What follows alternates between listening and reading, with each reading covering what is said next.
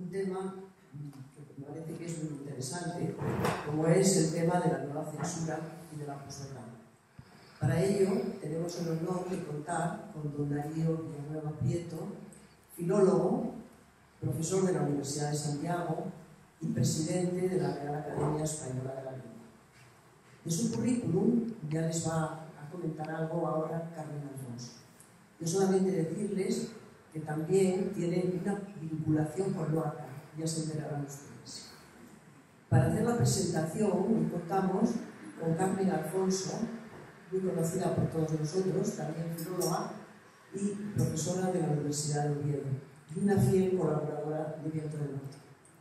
Muchas gracias Darío por haber aceptado hoy estar aquí con nosotros y te cedo la palabra para que empecéis a hablar. Gracias a ustedes por participar. Muchas gracias.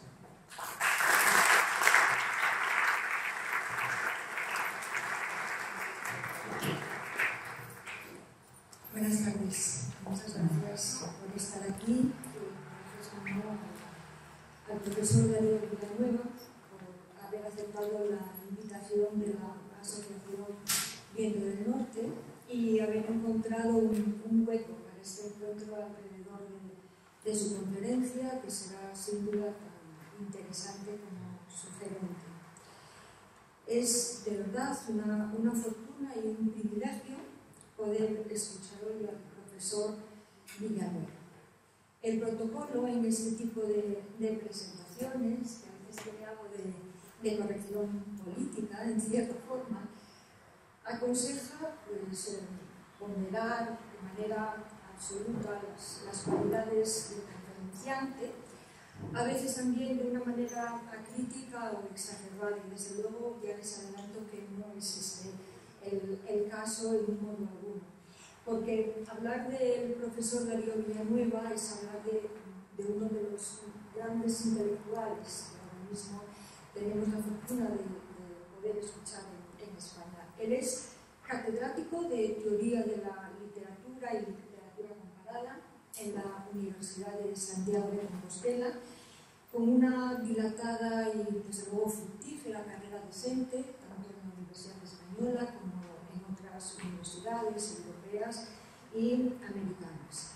Como nos acaba de explicar María Jesús Paredes, es exdirector de la Real Academia Española, lo fue entre los años 2015 y 2019, académico en número, ocupa el sillón de mayúscula desde el año 2007, en que fue elegido, en 2008 leía su discurso de ingreso, y es llamativo que su candidatura fue apoyada en su momento por Pedro Laín Montalvo, Ángel Martín Municio y Elena Quiroga, autora de la novela Viento del Norte, que tiene también unas resonancias importantes hoy aquí. Fue también secretario de la Real Academia Española en 2009.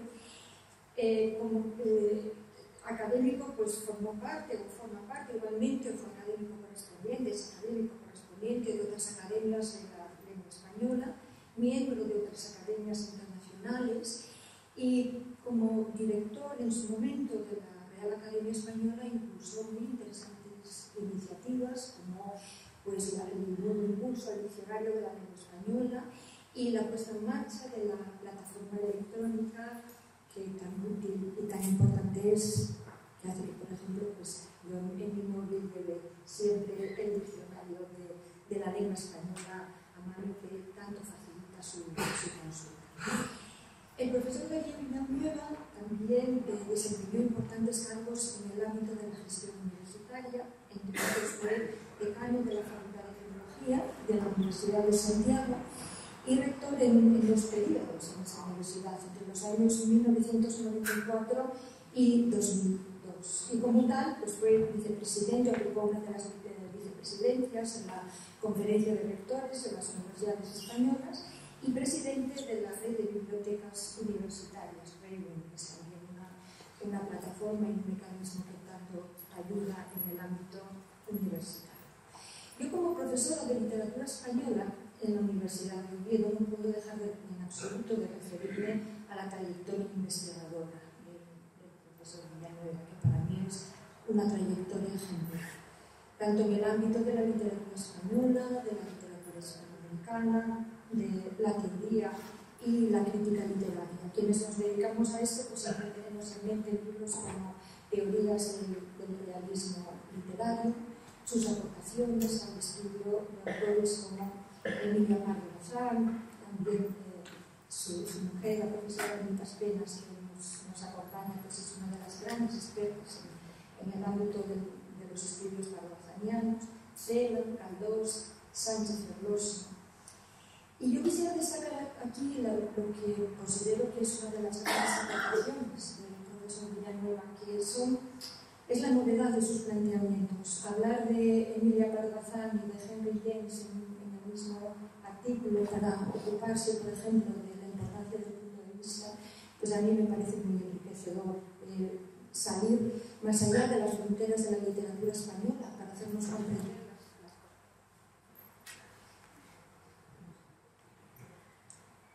Sí, las conexiones de la literatura española con otras literaturas, de la historia de la literatura con la teoría literaria, pues me parece absolutamente enriquecedor. Yo no podría dejar de decirlo aquí porque me siento absolutamente beneficiada de esos enfoques y de esos planteamientos.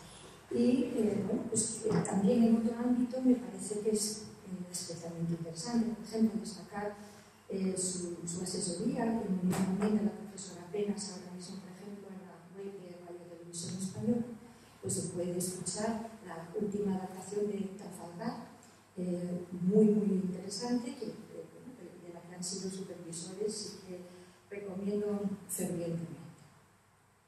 Como profesora en la Universidad de Oviedo, en el año 2001, antes lo comentábamos, tuve la fortuna de coincidir con el profesor Villanueva en el tribunal de una tesis doctoral dirigida por el profesor Rafael Núñez. Y en la comida que después nos unió con posterioridad a la realización de la tesis, pues se produjo un hecho ciertamente para mí importante y llamativo, que fue enterarme de que Darío Villanueva vivió una parte de su infancia en Luarca, como hijo de un juez que durante un tiempo ejerció en Luarca. Entonces él era rector, era todavía su momento con su época de rectorado, y me decía: yo siempre que puedo le digo al chofer que paremos un poco en Luarca, si tenemos el tiempo en los viajes que realiza. Y yo vi un brillo especial en los ojos de Darío Villanueva en aquel momento, y vi también una sonrisa muy especial, que es yo interpreto como la sonrisa de la infancia, de las mejores experiencias, y que a mí me hizo pensar en aquel momento que realmente la verdadera patria es la infancia, que es la que de tantas maneras nos explica. Y también creo que no ha sido ajeno ese peso emocional el hecho de que hoy tengamos esta magnífica oportunidad de encuentro y diálogo. Así que ya sin más, le voy a dejar la palabra al profesor Villanueva, que, como saben, nos va a dictar una conferencia titulada Morderse la lengua, tema controvertido, pero que sin duda podremos escuchar en sus planteamientos a través de un perspicaz análisis que sin duda no nos dejará indiferentes. Muchas gracias por estar aquí. Muchas gracias.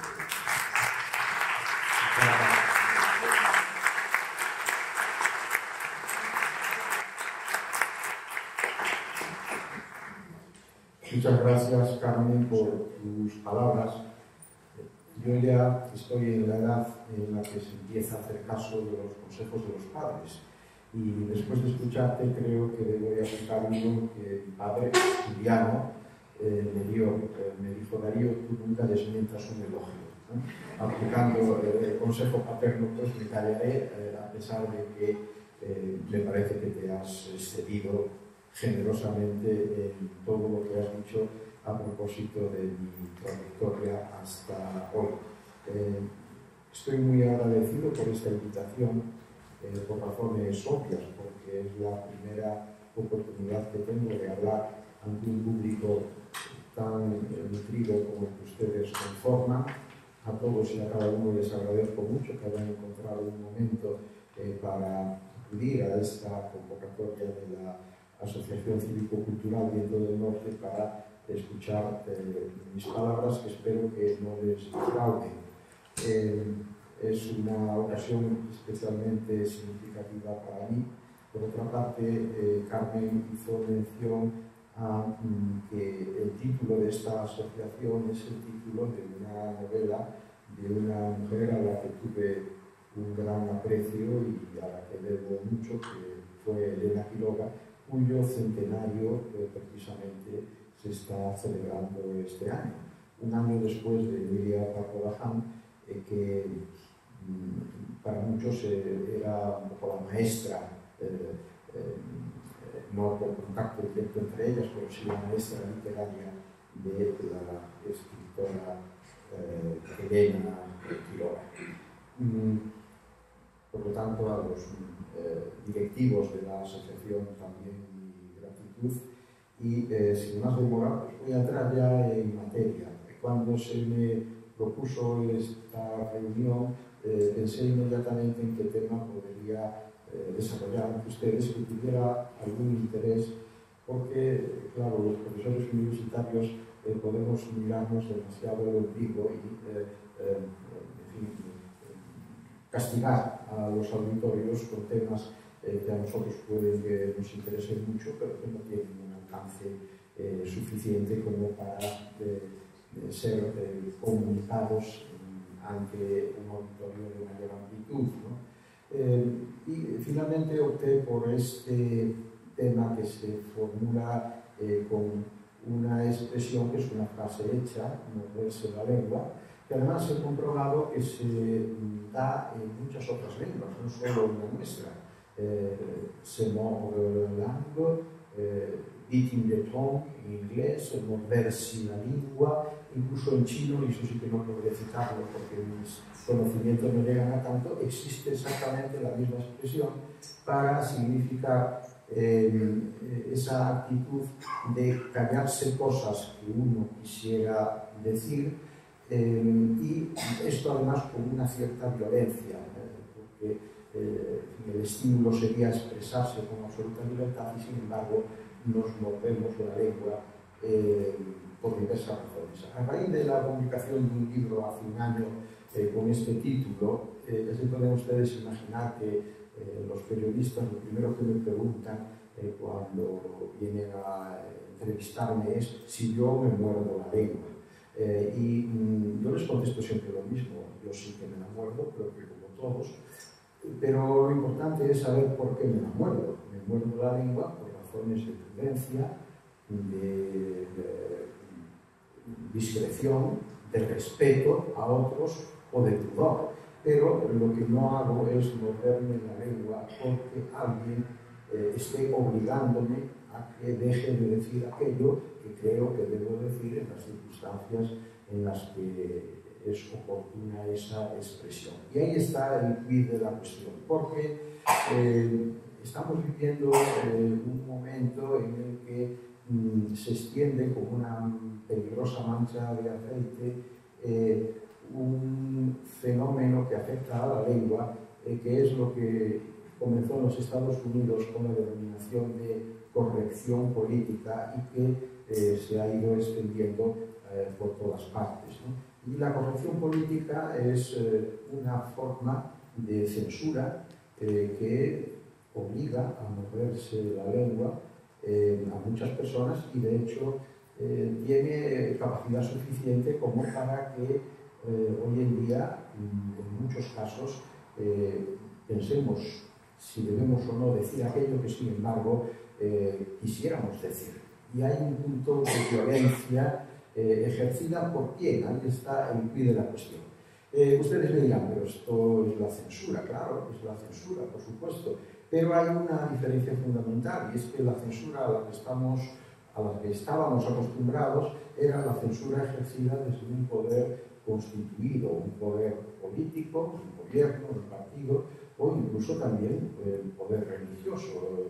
Todas las religiones han ejercido formas de censura. Recuerden, por ejemplo, que nuestra, en la religión católica, a partir del Concilio de Trento, se estableció el Index Librorum Qui Prohibentur, es decir, un índice de libros prohibidos que no solo no podían circular, sino que no podían ser leídos sin peligro de excomunión. Pero lo que está ocurriendo ahora con la llamada corrección política es algo extraordinariamente perverso, porque es una censura para la que no estábamos preparados, porque no la ejerce ni el gobierno, ni el partido, ni la Iglesia, sino que la ejerce una entidad gaseosa, indeterminada, indefinida, que si queremos ponernos muy estrictos, pues remitiríamos a lo que se llama la sociedad civil, no a la sociedad vertebrada en órganos constitucionales o institucionales de poder.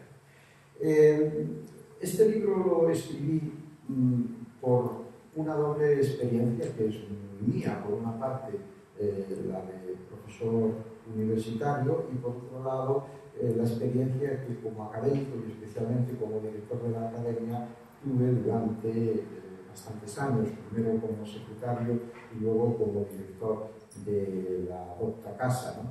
En relación a lo primero, lo universitario, lo cuento en el libro, todo arranca de mis primeros viajes y estancias en los Estados Unidos, muy al principio de los años 80.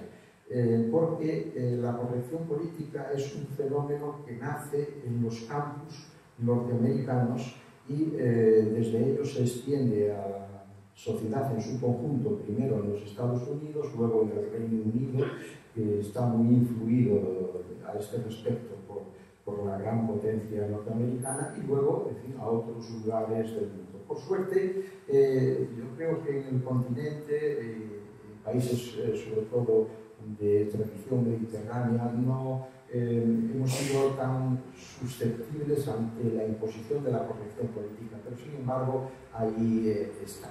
Efectivamente, en los campus norteamericanos, a partir de los años 70, empezó a transmitirse una especie de código de conducta verbal, según el cual determinadas cosas no se podían decir y se le atribuían a las palabras responsabilidades que yo creo que no se le pueden nunca atribuir. Existe una idea que funciona detrás de la corrección política contra la que yo estoy completamente en contra, que es la idea de que las palabras crean las realidades. Y cuando es exactamente al revés, son las realidades las que crean las palabras. En el comienzo de la novela de Gabriel García Márquez, 100 años de soledad, ustedes recordarán que se dice, cuando el coronel Aureliano Buendía va a conocer el hielo, se dice el mundo era tan nuevo que muchas cosas no tenían todavía palabras que las designasen y por lo tanto para referirse a ellas había que señalarlas como en este contexto de la corrección política se piensa lo contrario. Se piensa que la palabra es la culpable, por ejemplo, de que exista algo desagradable, inconveniente, injusto o atroz. Si esto fuese cierto, fíjense qué fácil sería arreglar el mundo. Simplemente suprimiríamos muchas palabras y las cosas malas se evaporarían, se diluirían totalmente. Y esto yo lo percibí como un problema que llegó a ser muy preocupante en mi época de director de la academia, mediante las continuas peticiones a título de individual, de personas o bien a título de agrupaciones procedentes de la sociedad civil para que se retirara del diccionario determinada palabra por considerar que era políticamente incorrecta y sobre el supuesto de que esa palabra también se llevaría al desaparecer el mal que designaba, cuando la palabra en ese sentido era absolutamente inocente. Aristóteles, que en fin, no solo se ocupó del lenguaje en la retórica y en la poética, sino también, sobre todo en su tratado de política, dice allí que las palabras sirven para lo justo y para lo injusto, para lo conveniente y para lo que no es. Efectivamente, el lenguaje, que es el instrumento de socialización y de comunicación, sirve para que los individuos nos expresemos, pero nos expresemos de una u otra manera, es decir, que las palabras sirven para que nos mostremos educados, correctos y discretos, pero también para que nos mostremos como unos auténticos sinvergüenzas, unos canallas, unos machistas o unas personas indeseables. No tiene sentido, como a nosotros nos pedían, retirar del diccionario palabras, porque con eso se estaba ejerciendo una censura sobre algo que no le pertenece a nadie en concreto, sino que le pertenece al conjunto de los hablantes. Los idiomas nacen por la decantación durante los siglos de las necesidades expresivas de una comunidad y el acuerdo o pacto que dentro de esa comunidad se llega para designar la realidad a la que quieren referirse, ¿no? En los campos norteamericanos, en los años 70, se extendió, por ejemplo, una teoría que yo creo que está en el origen conceptual de la corrección política, debida a un filósofo alemán de la escuela de Frankfurt que se trasladó a los Estados Unidos, concretamente a California, que se llamaba Herbert Marcuse. Marcuse se hizo muy famoso por un libro, El hombre unidimensional, pero a lo que yo estoy apuntando es a otra obra suya, en donde transmite una propuesta que en sí misma es totalmente contradictoria, porque es la propuesta de lo que él llamaba la tolerancia represiva. La tolerancia represiva, que consistía en que había que hacer todo lo posible para limitar la expresión de aquellos que no se consideraban convenientes para un proyecto político determinado de avance, de progreso en el seno de la sociedad. La corrección política viene de ahí y en los campos norteamericanos ha alcanzado unos extremos verdaderamente deplorables. Yo recuerdo que cuando empecé a viajar a los Estados Unidos y pasé largas temporadas allí, incluso a veces acompañado de mi esposa y de mis hijos, en aquellos momentos iniciales, para un profesor español, enseñar en los Estados Unidos era jauja, unas universidades extraordinariamente bien dotadas, con unas bibliotecas prodigiosas, con unas infraestructuras excelentes, con un número muy reducido de alumnos, frente a lo que nosotros teníamos en nuestro país. Bien es cierto que las cosas han ido mejorando considerablemente desde entonces para nosotros. Pero además valorábamos allí, en esos campus, la existencia de una gran libertad de expresión que es consustancial a la enseñanza universitaria, es el principio de la libertad de cátedra, ¿no? Y todo ello enriquecido por la presencia de profesores procedentes de todo el mundo, muchos de los cuales además se habían trasladado desde países en donde no tenían las mismas condiciones de libertad. Estoy pensando pues, desde el propio Herbert Marcuse, de la Alemania nazi al salto a los Estados Unidos, de muchos profesores exiliados de Latinoamérica o de la propia España. Pues bien, me duele mucho decirlo, pero eso todo se ha perdido y en este momento los campus norteamericanos son recintos en donde por supuesto hay voces disonantes y ojalá que triunfen, pero recintos en donde existe una censura al pensamiento y a la expresión que viene precisamente de la corrección política. La experiencia primera que yo tuve al respecto fue cuando en un año en el que, con una condición muy favorable de profesor distinguido, fui convocado a dar un curso en una universidad de Colorado, yo pensé que era la mía, iba a tener 8 alumnos y el tema lo tenía que elegir con absoluta disponibilidad. Y pensé en dedicarme a algo que con más alumnos sería imposible hacer, que sería leer con ellos, con mis alumnos, las obras más representativas de un ciclo importantísimo de la literatura española del siglo de oro, que es la novela picaresca. comienza con el Lazarillo de Tormes y que termina con el Estebanillo González 100 años después, de 1550 a 1650, y por medio pues, el Buscón de Quevedo, el Guzmán de Alfarache, la Pícara Justina, etc. Y efectivamente empecé mi curso y cuando estábamos leyendo Lazarillo de Tormes, hay el episodio que todos ustedes recordarán en que la madre de Lázaro, que ha enviudado, se amanceba con un negro y tienen un niñito mulato. Y le cuenta a Lázaro, que escribe en primera persona, que su hermanastro pequeñito, cuando su padre se acerca a él para acariciarlo, se echa a llorar y dice mamá Coco. Cuando estábamos leyendo esto, me di cuenta de que había una luna negra y se me encendió una luz. Entonces expliqué, bueno, este es un chiste racista, pero sí, forma parte de una novelita que realmente es dinamita pura, porque el Lazarillo de Tormes es un texto muy corto, pero verdaderamente demoledor en muchos aspectos. Y no pasó nada porque esta chica era dominicana y yo creo que ahí hay una capacidad de entender mejor este tipo de situaciones en nuestra cultura que en otras culturas de inspiración más calvinista, por decirlo de algún modo. Pero claro, el problema me vuelve otra vez a surgir cuando estamos leyendo el Buscón de Quevedo. Quevedo era un antisemita convicto y confeso, ¿no?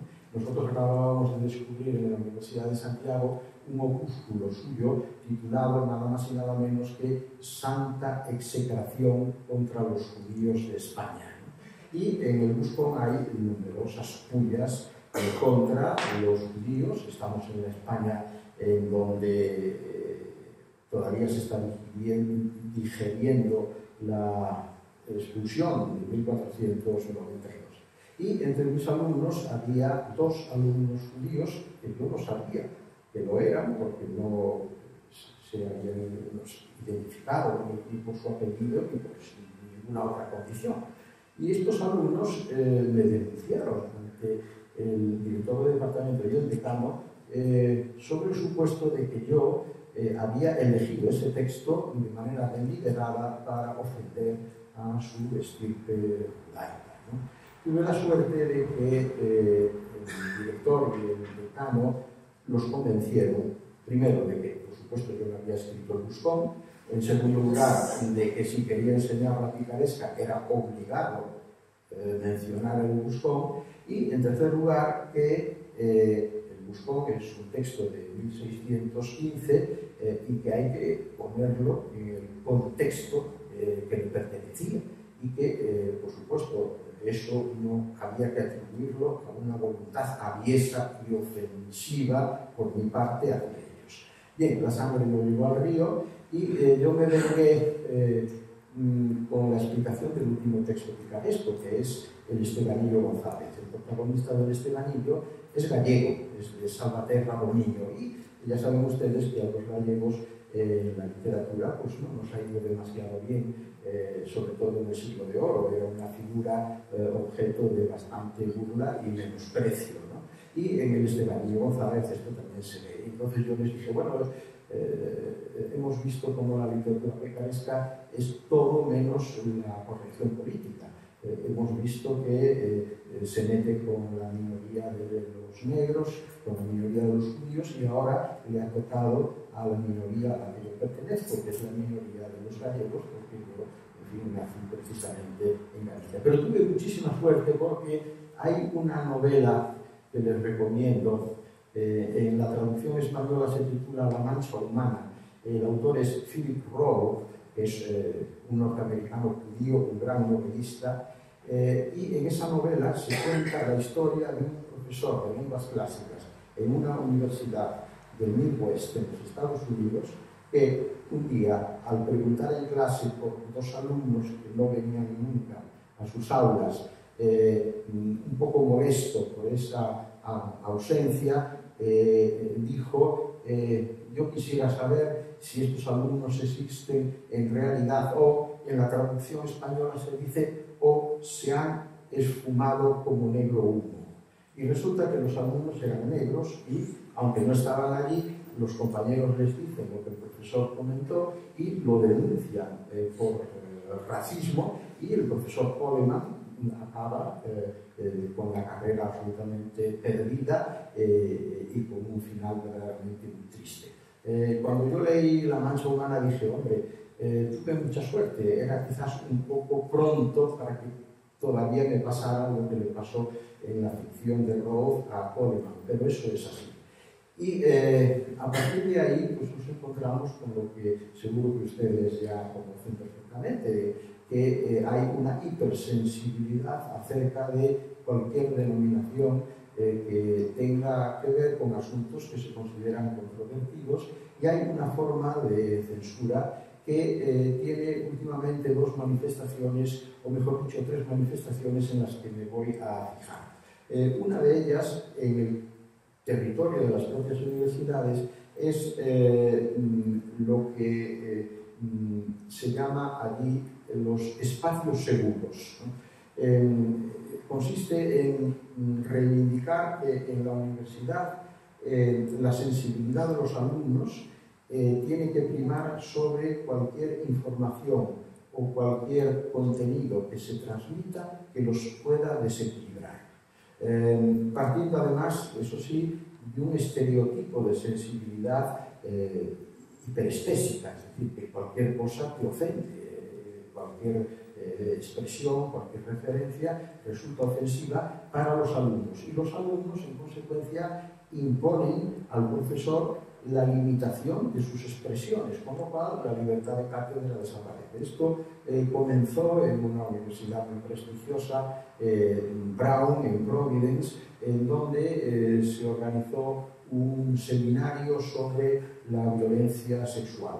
Y se convocó a especialistas en el tema, y resulta que los alumnos le protestaron a la rectora que lo que estos expertos exponían les resultaba extraordinariamente desasosegante, que los desequilibraba emocionalmente, y que ellos habían pagado en una universidad que, por cierto, cuesta mucho, pensando que era un espacio seguro para ellos, y que sin embargo se encontraban exactamente con lo contrario. Entonces, lo que les voy a contar parece un chiste, pero es cierto, créanme. Lo que hizo la universidad fue habilitar para la continuidad del seminario una sala con una luz muy tenue, una música ambiental muy agradable, donde había unos sillones, unos chuches y caramelos, unos ositos de peluche, y el acompañamiento de psicólogos para reforzar a los alumnos en ese momento terrible en que simplemente escuchaban desde un punto de vista, por supuesto, científico, el desarrollo de la materia a las que no habían. Eso por un lado. Por otro lado está lo que se llama la apropiación cultural. Este es un asunto verdaderamente asombroso, que ha tenido algunos momentos de especial significación. Seguro que ustedes han visto en televisión la toma de posesión del presidente Biden en la gran explanada de Washington, y él invitó para que interviniera en el acto una jovencísima poeta norteamericana, Amanda Gorman, que había publicado solo un libro y que leyó un poema. Entonces, lo que sucedió es que inmediatamente en todo el mundo quisieron editar y traducir las obras de la obra de Gorman. Y en Holanda, una editorial consiguió los derechos y encargó la traducción a una muy destacada traductora al neerlandés desde el inglés, que además era una persona muy activa en reivindicaciones de tipo social relacionadas con el movimiento LGTBI+. ¿Y qué ocurrió? Que otra activista organizó una campaña que acabó con el Rosario de la Aurora, argumentando que era totalmente inaceptable que una holandesa blanca tradujera los poemas de una norteamericana negra. Eso era apropiación cultural. Y la editorial, efectivamente, se vio obligada a rescindir el contrato con la traductora, y no sé cómo habrá terminado la historia. Esto ya le había pasado al presidente canadiense Trudeau, que en la última campaña electoral le procuraron hacer mucho daño resucitando unas fotos suyas de cuando era estudiante en la universidad, que en una fiesta de carnaval se había disfrazado de Aladino. Lo que se decía era que un canadiense blanco no podía vestirse de Aladino, que era una figura culturalmente muy relevante del mundo árabe. Por esta vía, en consecuencia, solo los gallegos podemos leer a los gallegos, solo los asturianos pueden leer a los asturianos, y luego empezamos ya a distinguir, ¿no? Bueno, solo los gallegos de determinadas tendencias pueden leer a los que son de sus mismas tendencias. Es decir, es la destrucción y la negación de lo que entendemos por cultura. Y por último, el otro movimiento derivado de la corrección política es lo que tiene que ver con ese principio de violencia que toda censura ejerce, bien sea la censura de siempre, bien sea la censura de morderse la lengua. Esta violencia ahora se está manifestando a través del movimiento de la llamada cancelación. Y de hecho, hace un año en Estados Unidos hubo un manifiesto de 150 figuras de primera entidad intelectual. Por cierto, una de ellas es Salman Rushdie, al que acaban de intentar asesinar el cumplimiento de la fatwa islámica de hace casi 30 años. La cancelación consiste en que alguien que no se ajuste a los principios de la corrección política es sometido a un ostracismo total y absoluto. Por supuesto, no es la autoridad la que lo persigue, sino que es la sociedad civil la que le va cerrando las puertas, la que va añadiéndole etiquetas peyorativas a lo que esa persona o esa figura representa, y esto se está haciendo no solo con los actualmente vivos y activos, sino también se está haciendo retrospectivamente. Por ejemplo, quizás tengan presente la figura de una escritora de literatura infantil y juvenil norteamericana, Enid Blyton, que es una de las autoras que más libros ha vendido en la historia de la literatura de este género. Bueno, pues Enid Blyton en este momento está sometida a una total cancelación porque al leer las novelas de sus héroes adolescentes, yo leí muchas novelas de Enid Blyton y francamente no creo que me haya tarado ni me haya convertido en un ser despreciable por ello, porque se le acusa de sexista, de homófoba, de rechazo a los gordos y de cosas parecidas dentro de este compendio de la llamada corrección política. Y luego, claro está, y en esto habría materia para mucho tiempo, viene la dimensión propiamente lingüística del asunto, ¿no? Las palabras son culpables y por lo tanto las palabras tienen que ser reprimidas. Lo que me ocurría cuando era director de la academia, que se me pedía que enérgicamente se me demandaba que retiráramos palabras del diccionario, a veces con argumentaciones francamente muy sorprendentes. Una señora me escribió una carta muy airada pidiendo que se retirara inmediatamente del diccionario la palabra mayormente. No es una palabra muy bonita, es un adverbio. ¿Y cuál era la razón? Decía, es que esta palabra a mí me hace llorar los ojos y me hace rechinar los oídos. Entonces, por ese motivo había que... Pero en otros casos hay argumentaciones más elaboradas. Por ejemplo, llegó una petición de igualmente muy airada, porque en general a los directores de la academia las cartas que les llegan suelen ser pocas veces amables, no sé por qué razón, algo debemos de tener de culpa en ello, en donde un señor exigía de manera drástica y amenazando con una denuncia ante las autoridades competentes, que por cierto no sé cuáles serían, la retirada de la palabra chapero. La palabra chapero en el diccionario está definida como homosexual masculino que se prostituye. Y es una palabra que está en el lenguaje. No es obligatorio utilizarla, por supuesto. Está ahí porque se usa.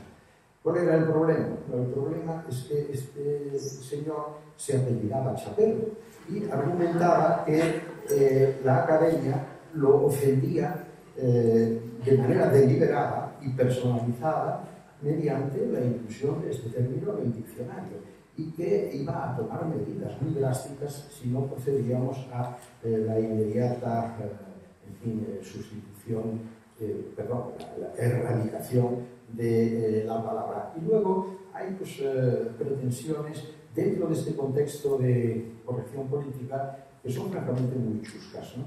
Yo tuve que enfrentarme, por ejemplo, con una petición de una agrupación de padres que habían perdido a un hijo porque decían que la lengua española no reconocía su condición, con ese argumento de que lo que no se menciona no existe, y que igual que efectivamente en el diccionario está la palabra huérfano para designar al niño o niña que ha perdido a su padre, no hay la palabra correspondiente para el caso contrario, el padre que ha perdido a un hijo.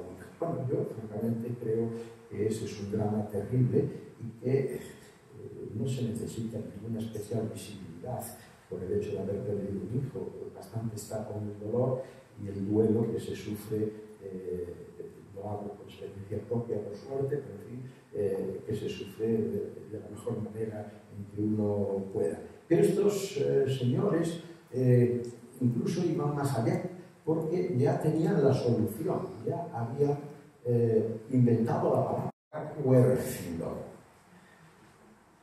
Yo les dije, mire, me parece mentira que no sientan un poco de respeto por el idioma, porque este engendro suyo es una palabra Frankenstein. Huérfilo significa literalmente, en una etimología zapastrosa, amante de la orfandad, porque el sufijo filo, que viene del griego, significa amante de, filósofo, el amante de la sabiduría. Y ustedes se confunden el griego filos con el latín filius, que ese sí que es hijo. Por lo tanto, si quisieran que esa palabra triunfara, lo primero es que tendrían que ajustarla a la etimología y hablar de huérfilio, no huérfilo. Pero es que además en el diccionario existen dos palabras que designan a los padres que han perdido hijos. Una es la propia palabra huérfano. La tercera acepción de huérfano no es hijo que ha perdido al padre, sino padre que ha perdido al hijo.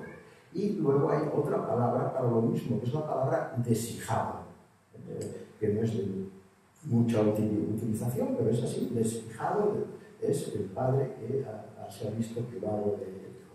Y luego están, por supuesto, las palabras que se atribuyen a realidades desagradables, por no entrar en la cuestión del llamado sexismo de la lengua. Ya les digo, en este tema podríamos extendernos mucho. Yo recuerdo que dando una conferencia en Shanghái, en el coloquio, una muchacha se dirigió a mí y me dijo, ¿por qué no reconoce usted de una vez por todas que el español es una lengua machista? Y yo tengo la prueba de esto. En español, la palabra que designa, por ejemplo, la muerte es femenino, o la palabra que designa la derrota es femenino, y en cambio la palabra que designa lo contrario, triunfo, es masculina. es un idioma machista, el triunfo es masculino y la derrota es femenina. Ese argumento no se sostiene, porque piense usted, sin embargo, que la palabra victoria es femenina y la palabra fracaso es masculina. No vale esa argumentación. En los primeros movimientos de corrección política en Estados Unidos, en los años 70-80, enseguida se planteó la cuestión del idioma, de las palabras y su capacidad de ofender la condición de la mujer y la reivindicación de la igualdad. Y aquí en inglés hay un problema muy grande con la palabra woman, porque la palabra woman, mujer, tiene como segunda sílaba man, y man significa hombre. De manera que en los primeros diccionarios políticamente correctos en este terreno se proponía sustituir woman por women para evitar la resonancia del man. Y lo mismo pasa con person, la palabra persona, porque son es hijo varón. Y entonces se proponía que se dijera person. Son propósitos que no tienen éxito, porque el idioma es propiedad de quien lo habla. En consecuencia, yo me pregunto, saben ustedes que, por ejemplo, hace 2 meses me vi metido en una polémica con un político argentino, el señor Kicillof, peronista, que en este momento es el gobernador de la provincia de Buenos Aires. Porque el alcalde de la ciudad de Buenos Aires decretó que en los centros educativos, dependiente de ellos, no se admitiera en modo alguno las manipulaciones del idioma en función de lo que se llama el lenguaje inclusivo, que tiene una expresión que en Argentina ha tenido mucho eco, que es la de considerar que ellos es machista y en consecuencia tiene que ser sustituido por ellas. Hay que hablar de ellos, de ellas, pero también de ellas, con el propósito integral. El señor Kicillof fue el día de la fiesta patria argentina a un centro educativo y le dijo a los estudiantes que hablaran como quisieran y especialmente que utilizaran el ellos, porque, decía él, estos españoles no tienen por qué venir a decirnos cómo debemos hablar, somos independientes desde mayo del año 1812. Yo le contesté que, porque los medios me lo pidieron, que el asunto estaba muy desenfocado. En primer lugar, no había una imposición de cómo se habla procedente de España, que somos el 8% de los hispanohablantes, hacia el resto del mundo. Cuando la independencia norteamericana, en América hispana, solo hablaban en español un 20% de la población. El resto hablaba los idiomas que todavía perviven. Y lo que ocurrió fue que las repúblicas independientes fueron las que decidieron constituir la nacionalidad a través de una lengua integradora que era precisamente el español o el castellano. Entonces, por este lado, está habiendo, en fin, tanteos, globos sonda o incluso propuestas que son absolutamente inviables.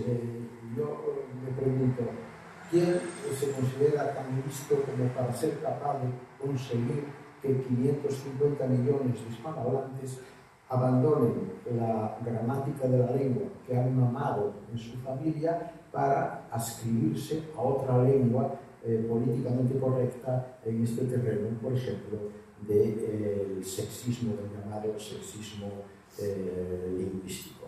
En todo caso, aquí la actitud que nosotros hemos seguido en relación al diccionario ha sido muy firme.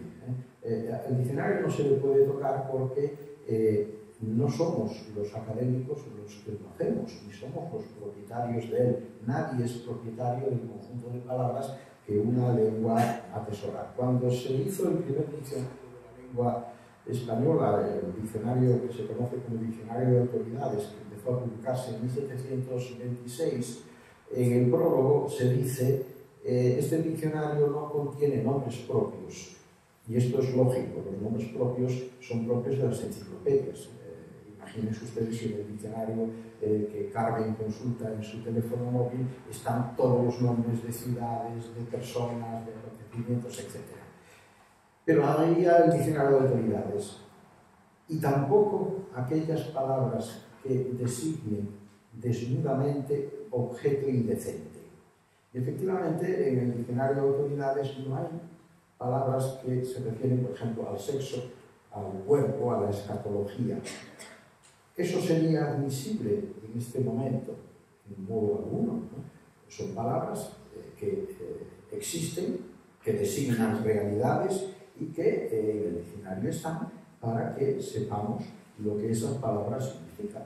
No es obligatorio utilizarlas, después cada hablante tiene su criterio a la hora de elegir la manera en que se expresa. Pues bien, la corrección política es, repito, una expresión de censura posmoderna, si queremos llamarle así, peligrosa porque procede precisamente de fuentes indefinidas e indeterminadas, pero que pueden hacer tanto daño como lo que sería la represión del Estado, del gobierno, del partido o de la Iglesia. Y hay testimonios de esto. Por ejemplo, en otra universidad norteamericana, en la Universidad de Princeton, un profesor español, procedente de León, por cierto, que tenía mucho éxito además entre los estudiantes, que era profesor de español hablado,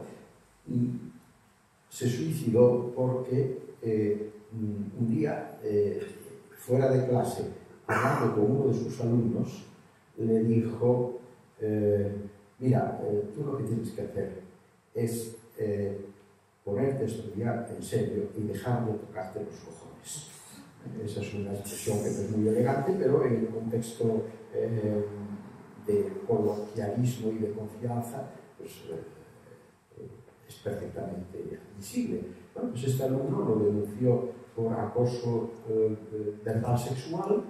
Fue el profesor Alonso expulsado de la universidad y a los pocos días se suicidó. Es decir, que esta cancelación de la corrección política ejerce un daño extraordinario y sobre todo coarta la libertad y parte de unos supuestos que creo que debemos de combatir, que son, por ejemplo, el que las palabras van por delante de las realidades, que la manera de arreglar el mundo es suprimir o reprimir el uso de determinadas palabras, cuando realmente sabemos todos que las cosas no van por ese lado, ¿no? Es mucho más cómodo para un europeo o un norteamericano asentado en su confort proponer que se diga ellos en vez de ellos. Eso es mucho más cómodo que luchar contra la ablación del clítoris en tantos países africanos o islámicos. Es decir, que por qué no vamos al fondo de los asuntos y no culpamos a la expresión de lo que realmente no es culpa suya. La culpa está en los hechos, la culpa no está nunca en las realidades, en las palabras, mejor dicho. Morderse la lengua. Pues vuelvo al comienzo de mi exposición, recordando lo que suelo responderle a los periodistas cuando me preguntan: ¿usted se muerde la lengua? Sí, como todos, pero me la muerdo porque quiero, por criterios de pudor, de prudencia, de respeto, pero lo que no estoy dispuesto a aceptar es que alguien me obligue a morderme la lengua en función de unos criterios que muchas veces obedecen a un principio de profunda estupidez. A mí a veces me preocupa que vivimos en una sociedad en donde se está produciendo un empoderamiento de la ignorancia y de la estupidez. Antes siempre ha habido ignorantes y estúpidos, y el que no se sienta tocado, por ejemplo, por el riesgo de la estupidez, que tire la primera piedra. Yo no me considero a salvo de ella y muchas veces considero que mis comportamientos incurren en ese defecto. Pero lo que quizás esté sucediendo ahora es que antes la ignorancia y la estupidez eran más prudentes, eran menos exhibicionistas. Ahora, especialmente a través de las redes sociales y todos los medios que la sociedad digital proporciona para la difusión de ideas, de pensamientos o de afirmaciones, lo que ocurre es que parece como si vendiera ser ignorante y exhibir la ignorancia de la que uno adolece, o exhibir la propia estupidez de los comportamientos que, por recordar un tango que a mí me encanta, que es Cambalache de Enrique Santos Discépolo, se resume en aquellos versos: qué falta de respeto, qué atropello a la razón. Hay muchas cosas en este contexto de la corrección política que son contrarias al sentido común y a la razón de las cosas. Y nuestra sociedad históricamente dio un salto adelante extraordinario precisamente con lo que representó en el siglo XVIII las luces de la razón, en el siglo de las luces. Y ese racionalismo fue el que posibilitó todo el desarrollo científico, todo el desarrollo económico y social, la evolución de la política, el abandono del antiguo régimen y la llegada de los regímenes modernos. Todo eso hoy en día a veces parece como si estuviera sometido a un auténtico proyecto de demolición, ¿no? Acabar con todos los fundamentos razonables de la sociedad y de la convivencia. La apropiación cultural, ¿qué sentido tiene eso? Es decir, que solo una minoría puede hablar de sí misma y utilizar sus creaciones sin que nadie se entrometa en ello. La historia de la humanidad es la historia de los encuentros, de las mezclas, de las contaminaciones positivas, y sin embargo hoy parece como si se defendiera tal cosa. Y por este camino vamos hacia lo que algunos politólogos ya están calificando con ese prefijo pos que se aplica a la modernidad, posmodernidad, pero los politólogos hablan ya de posdemocracia, en el sentido de que se desvirtúa el fundamento racional del régimen democrático por algo que, aunque aparentemente parezca obedecer a las pautas de la democracia, en esencia no lo es. Y hasta aquí mi exposición. Ya se pueden imaginar que he dejado muchos cabos sin atar. Podría decir muchos más ejemplos de esta corrección política en sus múltiples manifestaciones, pero me parece que por hoy es suficiente y les agradezco mucho la atención con que me han escuchado. Gracias.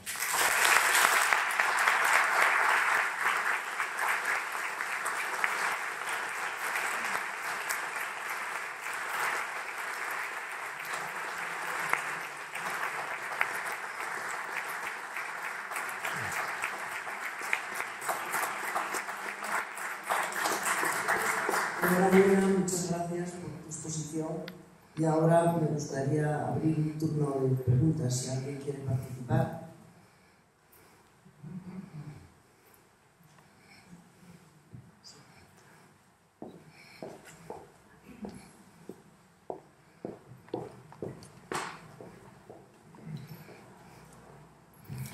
Felicito por su exposición, fue muy amena, muy interesante, pero quería yo hacer una pregunta que es algo que no tengo todavía la idea muy clara respecto a ello.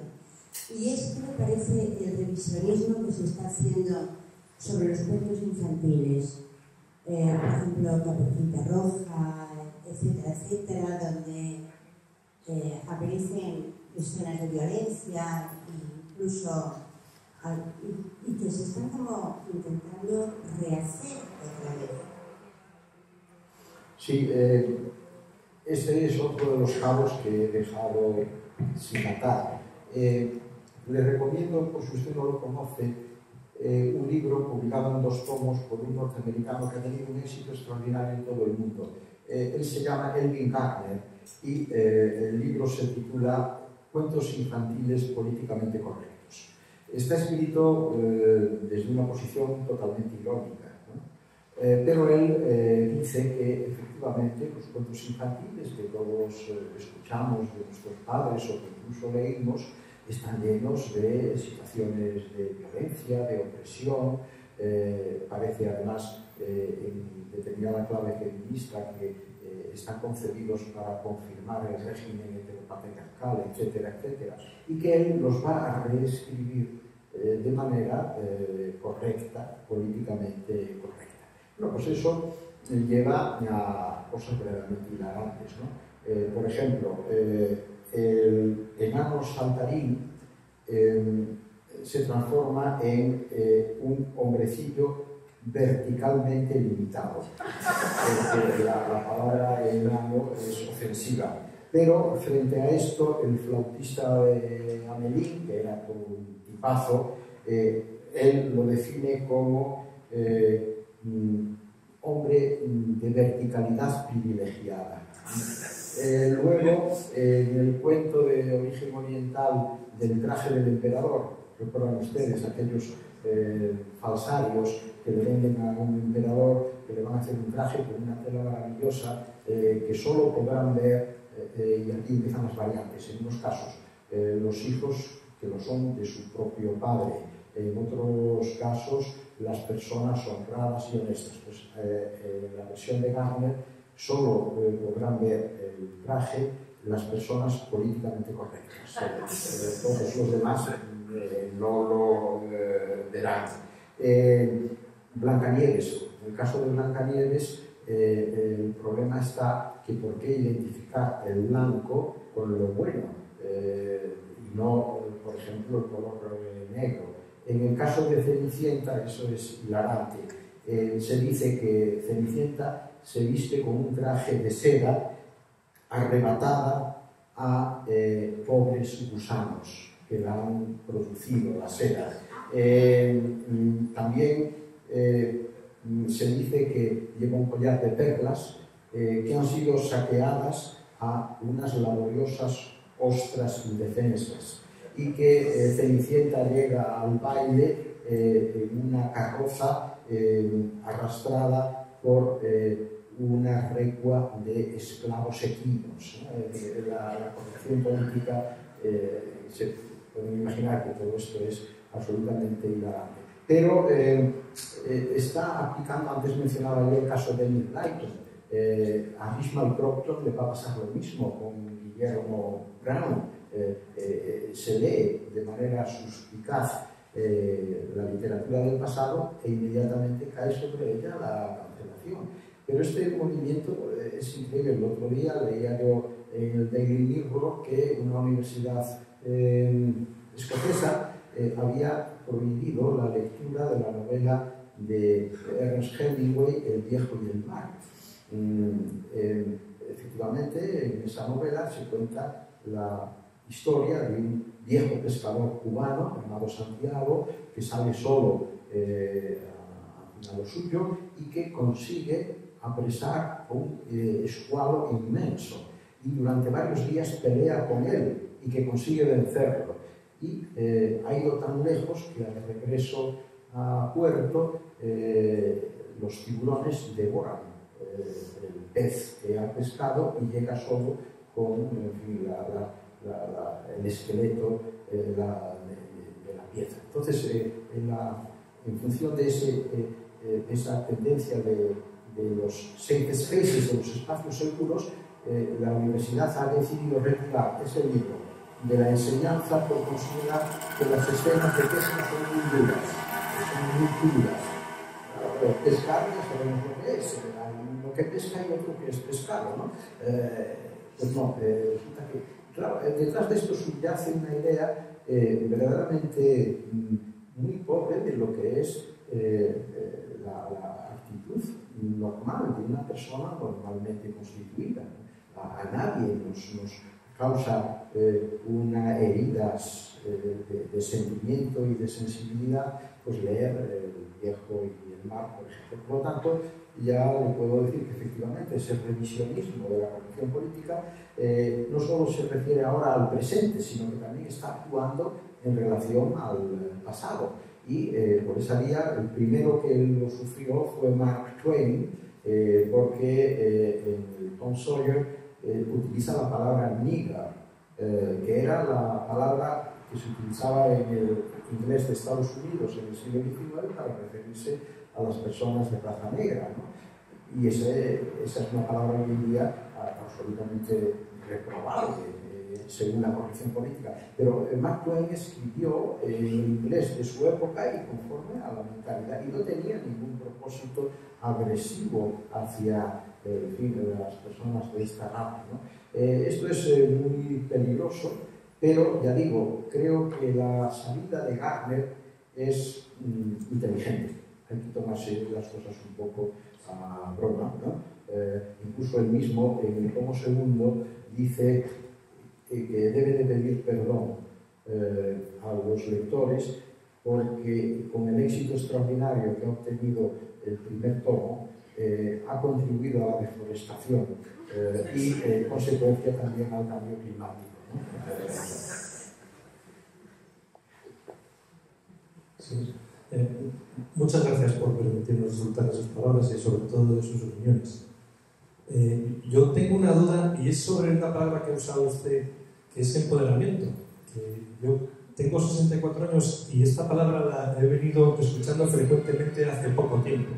No, a mí no me suena en infancia, disculpe si ya existía la palabra. Si es que no existía, es una palabra recientemente incorporada, ¿qué es lo que usábamos antes en su lugar? Sí, la palabra está en el diccionario, ha sido incorporada recientemente, pero las palabras cuando aparecen en el diccionario no es porque las haya inventado alguien en el último momento, y especialmente los académicos. Aquí no hay que olvidar, por otra parte, que nosotros manejamos un idioma de 550 millones de hablantes, y hay palabras que a nosotros aquí, en Asturias, en Galicia o en Madrid, no nos suenan demasiado y que sin embargo tienen un uso muy extendido en vastas extensiones americanas, ¿no? La palabra empoderamiento tiene esos precedentes perfectamente documentados y justificados, y lo que sí ocurre con el diccionario es que se está intentando, y creo que esto es obligado a hacerlo, corregir un cierto sesgo peninsular que tiene. Que los hispanohablantes americanos muchas veces nos critican con razón, diciendo ustedes priman el español de España y no hay sitio para muchas cosas del español, por ejemplo, americano, ¿no? Y en consecuencia el diccionario va cada vez procurando cumplir más el objetivo de ser una obra panhispánica, ¿no? En la que se sienta reflejado todo el conjunto de los hispanohablantes. Me dice usted qué palabra existía empoderamiento. Pues, hombre, a mí me parece que es una palabra que significa muy bien algo que todos identificamos en este momento como un afianzamiento de posición, una prevalencia, una presencia intensa de algo o de alguien en la vida social, ¿no? A mí en ese sentido me gusta y por eso la he utilizado. Pero en fin, sinónimos hay muchos en castellano para referirse a lo mismo. Empoderamiento, ¿qué significa? Una situación en la que una persona, un movimiento, una realidad cobra una relevancia que con anterioridad no tenía. Ese es el empoderamiento. Eso. Lo que sí hay es la familia del apoderado, ¿no? O apoderar, ¿no? Y la flexión del idioma permite al verbo poderar y al sustantivo poderamiento añadirle ahora un prefijo distinto, no apoderado, sino empoderado. Muchas gracias.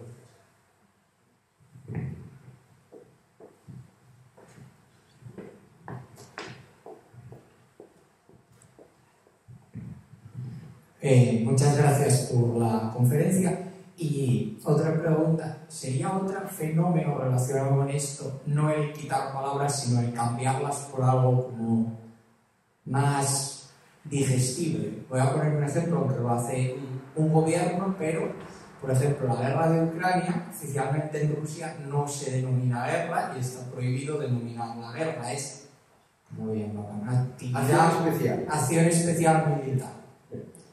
Pues una forma más digerible de llamarlo, porque todos sabemos qué es. Si es también un fenómeno de esta nueva corrección en el lenguaje para que la gente lo vea como más aceptable.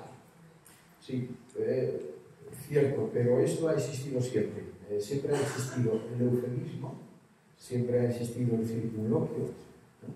Para sortear la crudeza o la dureza de algo que tiene una palabra que lo define.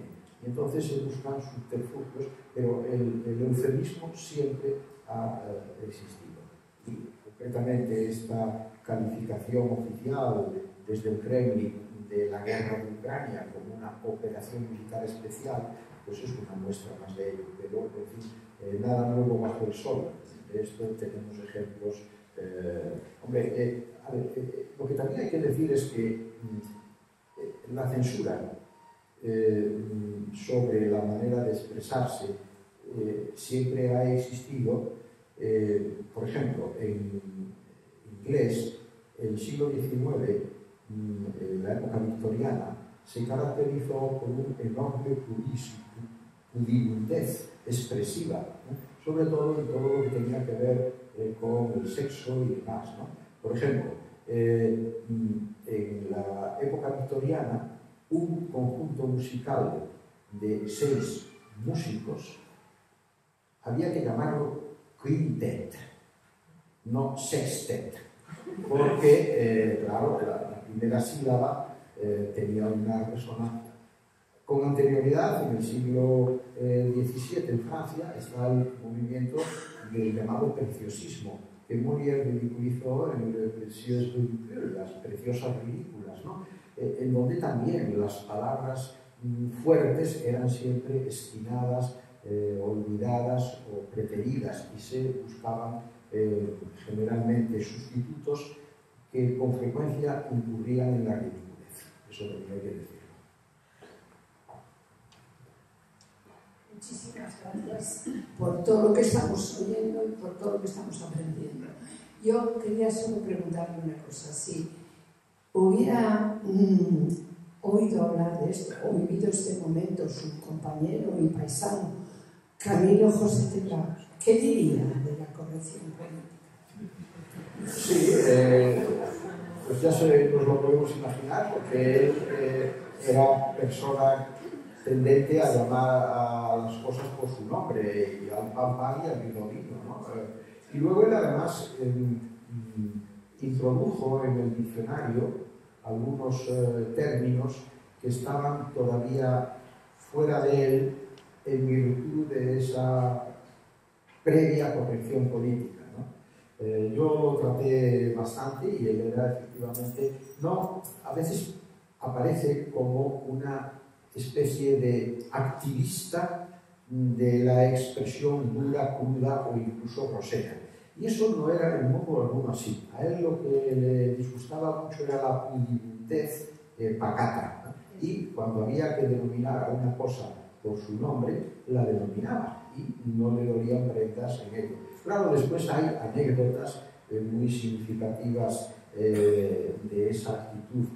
Quizás la más famosa de todos, que además no es una anécdota apócrifa sino real, es lo que pasó en una sesión del Senado cuando presidía la Cámara Alta don Antonio Fontán, que era un ilustrísimo latinista, ¿no? Resulta que estaban discutiendo algo y Cela prácticamente estaba roncando, ¿no? Porque se había quedado dormido.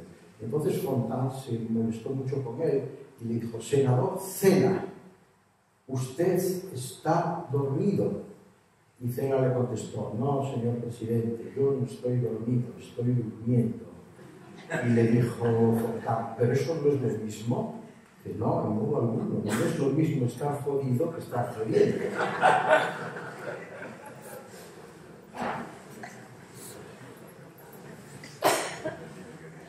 ¿Alguna otra pregunta? ¿Por qué consideramos políticamente correcto feminizar, por ejemplo, cualquier palabra médico, médica, abogado, abogada, y no se reivindica jamás periodista, taxista, taxisto? ¿Eso es políticamente correcto también? Sí, en relación a esto, vamos a ver, la evolución de la sociedad ha promovido que las mujeres hayan ocupado posiciones que antes no tenían. Y eso obliga a que la lengua recoja la desinencia del masculino o del femenino tal condición. Un ejemplo.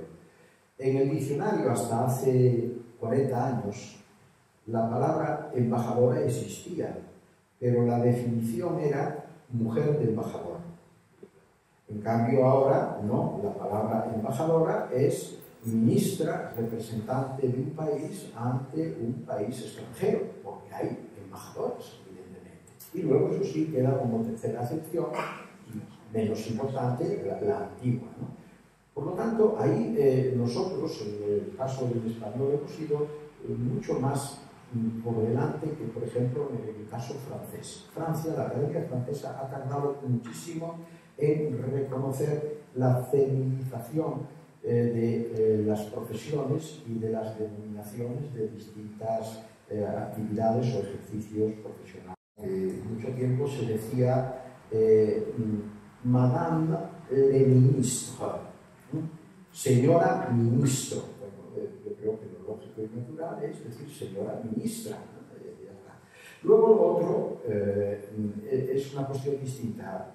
Esa A que designa tanto actividades masculinas como femeninas viene simplemente por la propia evolución etimológica de la palabra, ¿no? Tenista es quien juega al tenis, sea hombre o sea mujer. O sea que ahí no había que hacer, creo yo, ninguna modificación. Porque además, ¿qué ocurre? La reivindicación femenina es muy fundamental y razonable, pero no creo yo que haya ningún periodista masculino que considere que queda desdibujado su papel porque no se le llame periodista.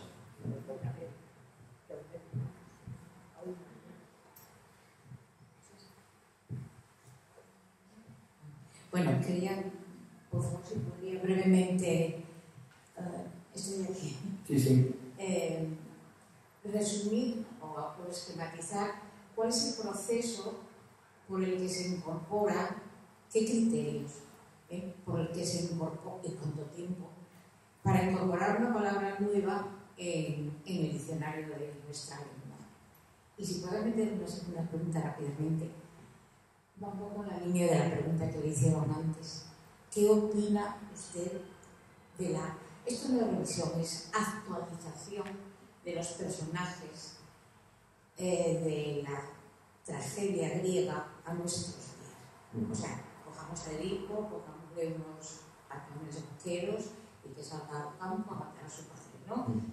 O Antígona, todas estas actualizaciones que están haciendo ahora.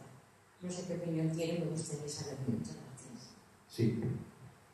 Bueno, en relación con la primera pregunta, el proceso de elaboración del diccionario es muy complejo, pero pueden estar seguros de que no existe en él arbitrariedad ni irreflexión, sino más bien todo lo contrario, ¿no?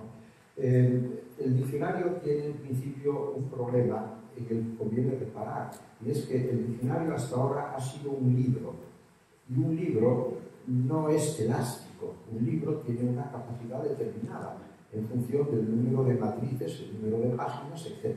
Por ejemplo, en la última edición del diccionario, que es la 33ª, hemos conseguido ampliar la extensión y nos han cabido 93.000 palabras y unas 200.000 acepciones. Eso no es el conjunto del español, mucho menos. El español que tiene muchos más miles de palabras de las que caben en el diccionario. Pero a la hora de meter en él una palabra o no, hay que actuar conforme a un criterio de economía y de justicia distributiva, ¿no? En consecuencia, la entrada de una nueva palabra en el diccionario es el fruto de un proceso de decantación a base de la existencia de documentos que acreditan el uso de esa palabra y el uso muy extendido en la comunidad hispanohablante. Esto históricamente se hacía a través del trabajo de los académicos. Los académicos, como conocedores del idioma, traían una palabra nueva y justificaban por qué debía ser incorporada. Hoy en día, gracias a la informática, tenemos un instrumento prodigioso que es lo que llamamos el corpus del español del siglo XXI. Es una gran base de datos que cada año incorpora 25 millones de palabras a una memoria que tiene ya más de 400 millones, ¿no? Ojo, no son 25 millones de palabras distintas, ninguna lengua tiene tantas. Son 25 millones de realizaciones de las palabras que los hispanohablantes utilizamos, un 70% tomadas de fuentes americanas y un 30% de fuentes españolas. Entonces, en ese mapa, enseguida identificamos la aparición con fuerza de una determinada palabra que se está utilizando en muchos sitios y con significados que igualmente somos capaces de determinar. Y ese es el momento en que esa palabra tiene que entrar en el diccionario. Lo que pasa es que ahora estamos en un momento de transición fascinante, y es que yo lo dejé planteado en mi época de director. La próxima edición del diccionario no va a ser como hasta ahora un libro que se digitaliza y se pone en la red. No, va a ser un diccionario digital desde un principio. Y esto, por ejemplo, resuelve el problema del espacio. En la red nosotros podemos meter todas las palabras que queramos, porque la red no tiene limitaciones de cabida. En consecuencia, se incrementará el número de reconocimientos por parte de las academias de las palabras del español, pero el criterio de selección es este que yo le digo, ¿no? Y entonces vamos a la segunda pregunta. Ahí hay dos aspectos. Yo en uno tengo las ideas muy claras. Ese revisionismo y esa actualización se está aplicando también con principios de corrección política. Por ejemplo, en Hamlet, Ofelia no se suicida, sino que se ahoga por accidente, porque claro, el suicidio es demasiado fuerte. Pero, bueno, yo estoy totalmente en contra del revisionismo de los textos clásicos para hacerlos políticamente correctos. Los textos hay que dejarlos exactamente como están. Lo otro es que, efectivamente, por ejemplo, ocurre mucho en la ópera, ¿no? Los dramaturgos actuales, directores de un espectáculo operístico, siempre se permiten todo tipo de ocurrencias, a veces muy desafortunadas. Yo recuerdo, por ejemplo, en el Liceo de Barcelona haber visto una ópera, el Don Juan de Mozart, ambientada en la Villa Olímpica de Barcelona, ¿no? Y con unas escenas que no voy a describir porque eran morbosas y absolutamente contradictorias con el espíritu de Mozart y de su música. Yo en relación a esto soy muy crítico, ¿no? Soy totalmente contrario a ello, aunque admito que haya una cierta lectura novedosa de la obra del pasado cuando se pone hoy en día en escena, pero con unos límites que no se deben traspasar. Bien, por favor, vamos a ir terminando. Dos últimas preguntas nada más, ¿eh?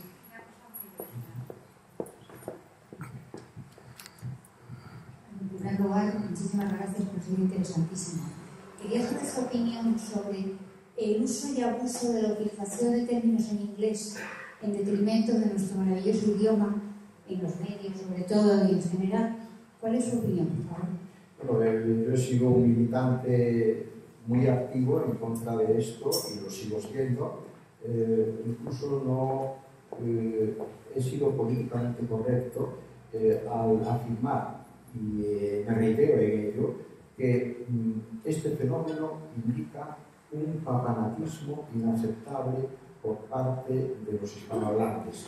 y lo que es quizás más grave, en el fondo un complejo de inferioridad, ¿no? Porque el hispanohablante, que muchas veces no sabe inglés, sin embargo, considera que utilizar una palabra en inglés le da relevancia a lo que está diciendo.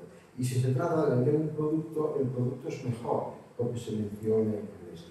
Es deplorable lo que ocurre, por ejemplo, en televisión. Hoy en día, la mayoría de los programas de las televisiones españolas llevan títulos en inglés.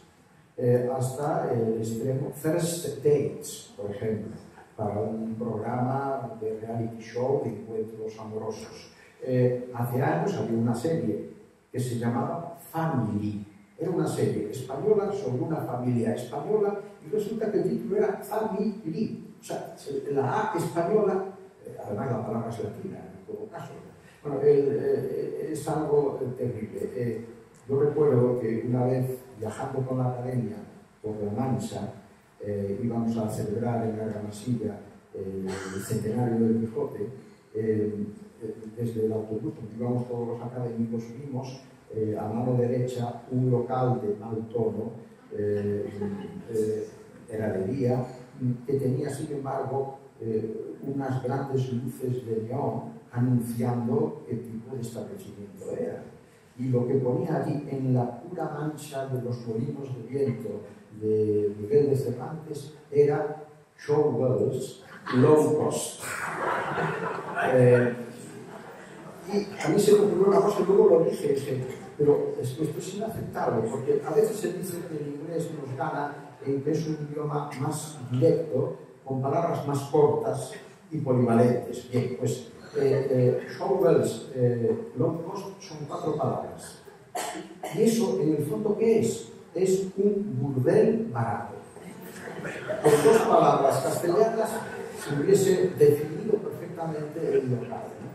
En fin, totalmente de acuerdo en eso, y hay que hacer en publicidad, el asunto de la publicidad, que una manicura se anuncie en una capital de provincias como Nails Factory. Esto está ocurriendo. Que en el Ayuntamiento de Madrid durante mucho tiempo hubiera un gran letrero Refugees Welcome. Y usted, los refugiados que vienen de Siria o que vienen de Punjab, no saben inglés, no lo reciben ustedes en España con unas palabras inglesas, ¿no? Es así. Don Darío, en primer lugar, enhorabuena por la excelente conferencia. Bueno, partimos de la base de que la realidad crea la palabra. Y ahora nos plantearemos también, ¿la realidad hace desaparecer la palabra? Por ejemplo, los que somos ya de una cierta edad. ¿A qué era usted cuando inició una conversación entre desconocidos?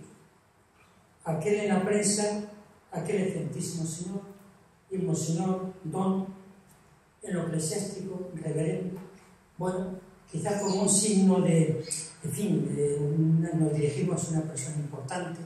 Al principio, entre desconocidos, usted, una serie de como de respeto. Incluso en la prensa, pues estos títulos no existen. Entonces, bueno, la realidad también hace destruir la palabra. Ahora, por ejemplo, si yo me pongo en el mundo del derecho, la realidad crea también la norma, porque hay que analizar esos hechos nuevos, que hay evidentemente que castigarlos o elevarlos, etcétera, etcétera. Conclusión, que ya muy tarde, la realidad también hace destruir palabras. Sí, las palabras no se destruyen nunca.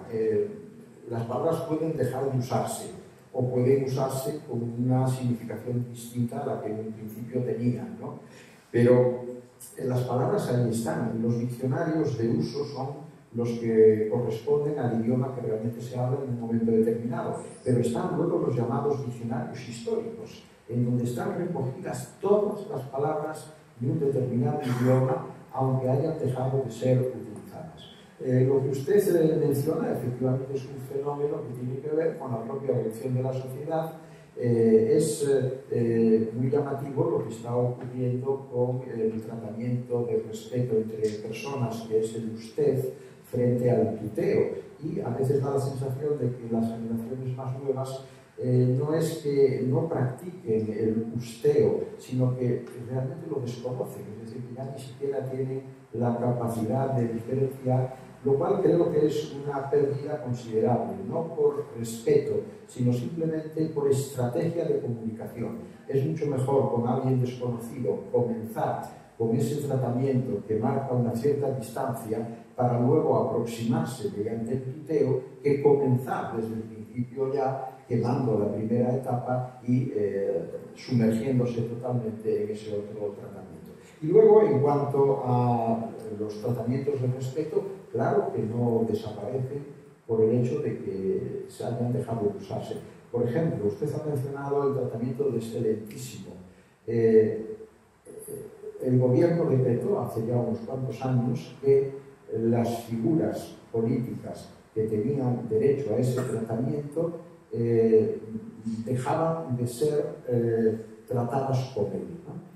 Es decir, que ya los ministros, los delegados de gobierno, etcétera, ya nunca deberían de ser mencionados como excelentísimos, como un signo de democratización que el gobierno quería promover. Pero eso no significa que el término haya desaparecido y que la palabra se haya perdido. Por otra parte, hay que entender que los diccionarios nuestros sirven para entender el castellano no solo de hoy, sino el castellano de épocas anteriores. Si nosotros leemos una obra del siglo XVI y nos encontramos con un determinado término desconocido, sin embargo, en el diccionario se nos dice qué significa tal palabra y esa es una función que el diccionario debe cumplir.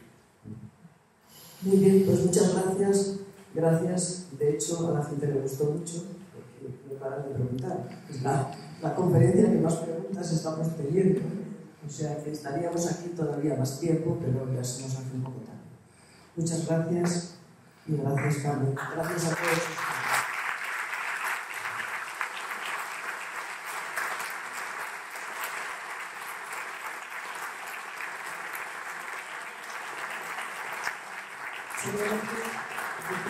El próximo viernes, 9 de septiembre, tenemos una conmemoración especial de los 10 años de Viento del Norte.